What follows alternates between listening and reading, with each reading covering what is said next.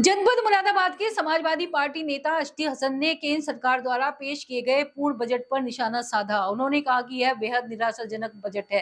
केंद्र सरकार द्वारा पेश किए गए बजट में आम लोगों के लिए कुछ भी नहीं है। उन्होंने कहा कि यह बजट काले धन को बढ़ावा देगा।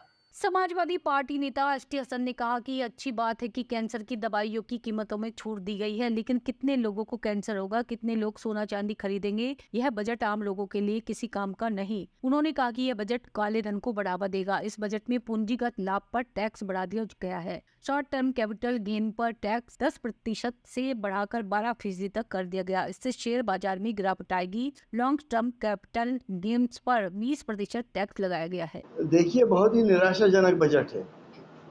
केंद्र सरकार ने जो बजट दिया है उसमें आम जनता के लिए कुछ भी नहीं है। अच्छी बात है कि आपने कैंसर पे एक्साइज ड्यूटी कम कर दी, कैंसर की दवाओं पे, लेकिन कैंसर कितने लोगों को होता है?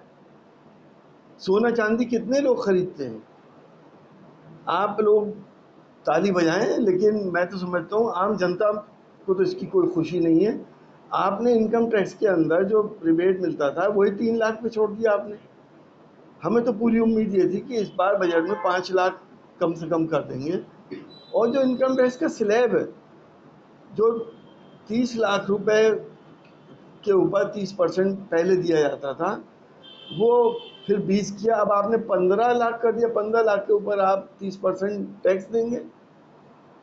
रिबेट आपने कम कर दी, साढ़े 17,000 की रिबेट कुल। आप कितनी सेविंग कर लें, तो अब सेविंग करने का क्या फ़ायदा?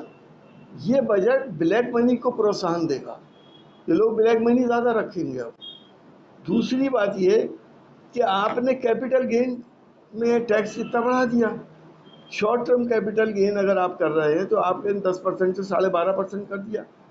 शेयर मार्केट गिर जाएगा इससे, और गिर भी रहा है।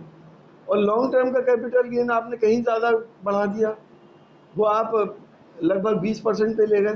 तो ये बजट, हाँ, इतना ज़रूर है कि बिहार के लिए बहुत अच्छा है।